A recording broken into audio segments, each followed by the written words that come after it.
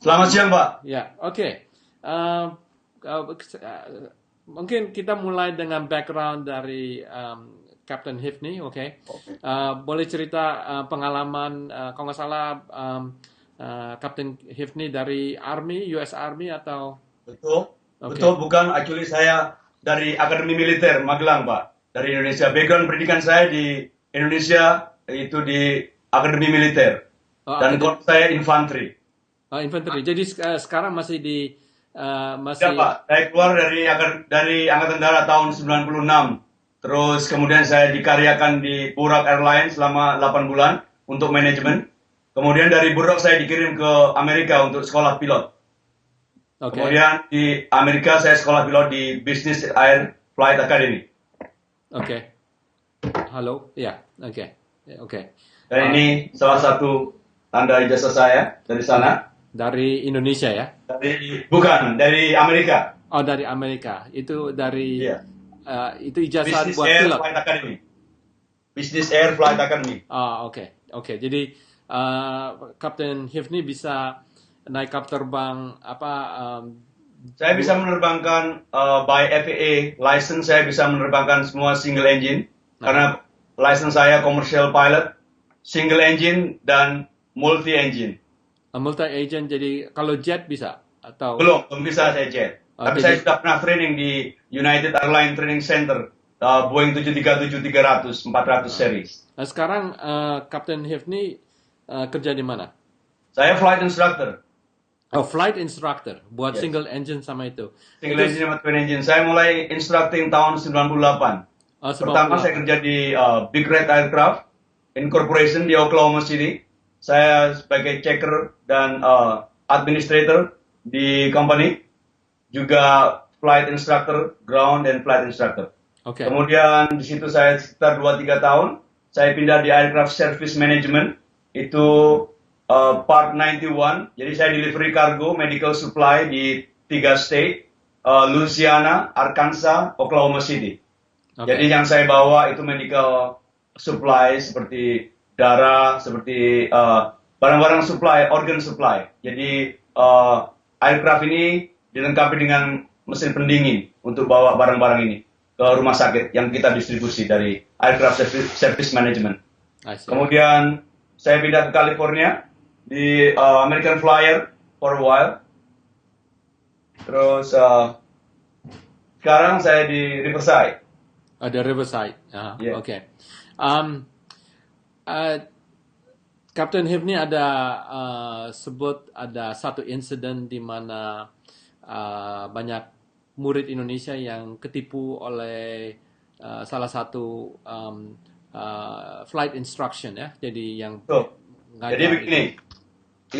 ini saya lihat, actually beberapa bulan yang lalu saya lihat di majalah media jurnal, kalau ada pembukaan flight school yang pemiliknya orang Indonesia dan studennya juga banyak dari orang Indonesia. Wah, saya benar-benar bangga dan saya senang sekali. Karena dari aviation saya, di experience dari mulai tahun 98 sampai sekarang, saya suka kalau lihat ada bangsa saya lebih maju dan kemudian kebetulan itu juga orang Indonesia juga pemiliknya. Jadi saya benar-benar lihat. Terus kemudian secara tidak sengaja saya waktu sholat Jumat, saya ketemu salah satu student. Saya tanya gimana sekolahnya.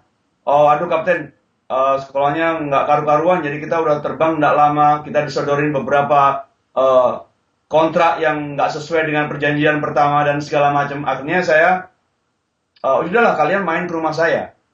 Coba kalian jelaskan duduk persoalannya dari A sampai Z. Setelah itu saya dengar semua permasalahannya. Oke lah kalau gitu saya coba saya tengahi, saya sebagai solution. Saya juga udah kontak konsulat jenderal, kebetulan Pak Saliandra waktu itu yang bantu sebagai mediator. Tapi tetap aja tidak berhasil. Saya udah ketemu sendiri dengan orangnya. Ini company namanya Accelerate 36. Jadi begini ceritanya Pak, permainannya begini.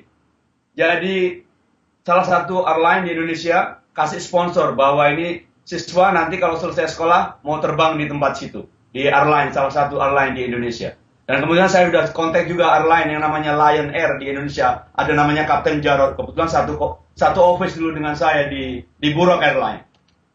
Jadi murid ini dijanjikan kalau mereka datang ke Amerika bayar 30.000, nanti punya private pilot, single engine, instrument rating, kemudian komersial pilot multi engine, termasuk lodging, termasuk endorsement, biaya endorsement, dan pekerjaan lagi dari airline. Bayar cuma 30.000. That's impossible. Itu nggak mungkin masuk di akal. Karena sekolah pilot sekarang ini sudah sekitar 35 ke atas. Ini yang paling murah. Zaman saya dulu cuma 18.000. 250 jam terbang. $18.000 maksudnya. Yes, itu tahun 96 sampai 98. Terus setelah itu saya ketemu langsung si person ini namanya Oscar Matulesia. Dia lulusan UNAI. Dia MBA di sini, kebetulan married juga sama Marga Maramis dari Manado. Mertuanya yang US citizen, istrinya yang masih green card. Dia masih adjustment status setelah saya tanya sama lawyernya. Kemudian anak-anak ini suruh bayar semua 30.000 sebelum berangkat ke Amerika. Mereka transfer semua, saya lihat semua bukti pembayarannya. Kemudian setelah sampai di sini, ternyata bukan pertama I-20 yang mengeluarkan dari Pacific Aviation School di Camarillo. Tapi karena hubungannya nggak bagus antara Oscar dengan Pacific Aviation di Camarillo, mereka pindah ke Redline dengan Aerotech Academy. Jadi Aerotech Academy mengeluarkan A-20 yang kemudian dibawa student ke embassy approve, orangnya ke sini. Ternyata bukan Aerotech yang mengadakan sekolah, tapi Accelerator Tisik. Istilahnya third party, maklaran. Jadi kalau saya mau sekolah ke tempatnya Pak John, saya nggak ke Pak John, saya ke Pak Willy dulu. Saya bayar Pak Willy bayar Pak John, kayak begitu. Ya, okay. Dan Pak Willy ini nggak punya pesawat, nggak punya gedung, nggak punya instruktur. Saya udah ke sana sendiri. Oke. Jadi anak-anak ini benar tertipu. Ada yang sudah 2 bulan tidak terbang, ada Henry Adam, itu dia udah 7 bulan di sini, jam terbangnya cuma 70 jam selama 7 bulan. Jadi Bapak bisa bayangkan, berarti 1 bulan cuma terbang 10 jam. Dan ingat, kalau pilot nggak terbang satu minggu, kalau masih student, itu feeling landingnya hilang. Ability-nya hilang, harus mulai dari zero lagi. Itu yang saya lihat. Dan masing-masing yang seharusnya 50 hours PIC sebelum ke instrumen, nggak dilakukan juga sampai sekarang. Okay. Terus, langkah saya, dari 6 orang itu, saya bawa ke lawyer. Saya ada kenalan lawyer, aviation lawyer kebetulan, di Pasadena. Saya bawa mereka ke sana, mereka mau keluar dari sekolah. Dan ternyata apa? Setelah mereka ngomong sama Oscar, dikasih perincian, yang anak-anak masih utang sama si Oscar. Dan impossible. Karena jam terbangnya masih 20 jam, 18 jam, dan uang 30.000 udah musnah. Jadi, benar-benar unbelievable. Akhirnya kita file lawyer, sudah ngasih surat ke Oscar, dikasih waktu 2 minggu untuk respon. Kalau dia nggak respon, kita mau bawa ke Superior Court. Oke. Jadi sebenarnya Kapten Hifni tahu ini dari kapan ini? Sebenarnya mulainya kapan? Dari sekitar 2 bulan yang lalu. Oh, jadi baru sekali ya? Baru-baru, iya. Saya tahu sudah terlambat sekali. Oke. Dan berapa murid yang kena ini? Yang kena sementara ini, kalau muridnya semua pertama 11 tambah yang baru datang kemarin 5, jadi 16.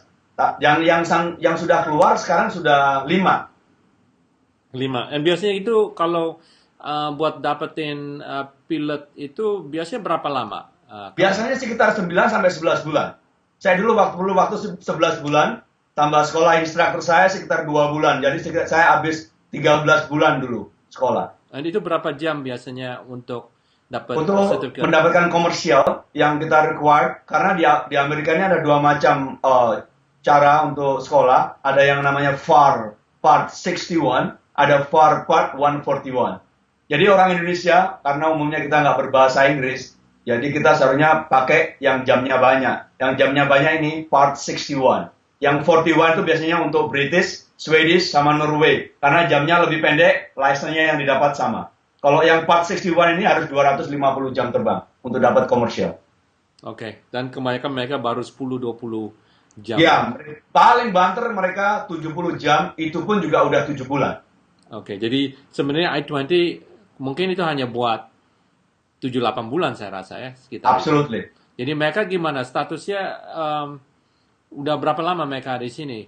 Mereka yang paling tua angkatannya ya yang 7 bulan tadi. Pak John. Jadi mereka masih nganggur, dan si Henry ini yang paling tua, yang 7 bulan tadi, sudah 2 bulan ini nggak terbang dia. Oh, sudah 2 bulan tidak terbang? Tidak, 2 bulan nggak terbang. Saya barusan selesai ngomong sama dia. Barusan saya telepon dia. Henry gimana perkembangannya? Siap Kapten, saya nggak terbang udah 2,5 bulan ini. Saya udah ngomong sama Oscar kemarin, tapi dia bilang dia nggak janji apa-apa karena dia bilang nggak ada masalah keuangan. Kok bisa kamu nggak masalah keuangan? Gimana maksudmu? Dia udah bayar 30, kamu udah bayar 30 ribu kok nggak ada keuangan gimana maksudmu? Kamu nggak ngomong, saya bilang gitu. Siap kapten, saya udah ngomong sama dia. Tapi ya karena dia nggak bisa ngapa-ngapain lagi, mau diapain? Orang si Oscar nggak bayar Aerotech pesawatnya, jadi Aerotech nggak mau ngasih anak-anak pesawat. Oke. Jadi yang paling lama di sini itu tinggal berapa bulan lagi untuk tinggal di Amerika? Well, visanya cuma 12 bulan karena jenis visa mereka M1 visa kayak saya dulu cuma boleh 12 bulan untuk sekolah. Tapi karena saya minta extension, saya di-extend lagi selama 1 tahun lagi untuk selesaikan. Karena waktu itu memang saya pengen ngambil instruktur, jadi saya ditambahin lagi sama imigrasi. Jadi sekarang statusnya jadi kemana nih? Dari lawyernya sampai mana lawyernya? Dari lawyernya, terakhir saya bawa lagi, kebetulan adalah salah satu anak dari senior saya dari Akademi Militer. Kebetulan bapaknya si anak ini bupati di Makassar. Kebetulan senior saya dari Akmil, kita sama-sama satu Corps Infanteri. Kebetulan dia langsung menelpon saya kalau anaknya mau keluar karena udah nggak dikasih schedule dan segala macam. Akhirnya saya bawa ke lawyer minggu yang lalu. Saya cek juga kasusnya anak-anak yang terdahulu. Lawyer udah kasih surat dan masih nunggu respon dari Oscar. Kalau Oscar tidak ngerespon dari selama 14 hari dari tanggal kemarin, saya masih ada ini berkasnya. Jadi ini lawsuit atas nama Ari Bayu Perdono. Jadi udah tinggal 8 bulan, ini angkatan pertama yang nggak selesai dan dikeluarkan dari sekolah. Kita punya file juga di Under Superior Court nomor 227-15982. Ini salah satunya. Kemudian masih 4 lagi. Salah satu dari ini ada Clay Supit. Ini American citizen dia. Kemudian salah satu lagi ada ponakan istri saya. Namanya Sahatua Pandapotan. Satu lagi Zulfikar Jung. Kemudian yang terakhir ini akan ada namanya Muhammad Alif. Oke. Jadi lumayan ada 6. Kira 5 orang ya? Iya. Terus Oke, jadi Kapten Hifni lewat pengadilan, ya. Yes. Terus juga lewat konsulat. Yes. Ya. Kemudian saya sudah kontak tadi pagi dengan Pak Vicky Anwar. Kemudian dia bagian education dan culture. Saya kontak, kemudian beliau masih sakit. Mereka mau mengundang saya untuk meeting dengan anak-anak ke konsulat. Saya sudah bicara dengan sekretarisnya tadi, karena Pak Vicky masih sakit dan disuruh nunggu nanti kalau beliau udah balik kerja lagi langsung menghubungi saya. Oke. Dan ada tanggapan nggak dari US Embassy yang di Jakarta? Kemarin sudah saya kirim email, kebetulan saya masih menghubungi salah satu rekan saya dari Akmil, yang kebetulan dulu sekolah di sini dari Komando, Kolonel Joko Putranto. Kemudian Joko Putranto menghubungi salah satu rekannya yang di US Marine, di Embassy di Jakarta.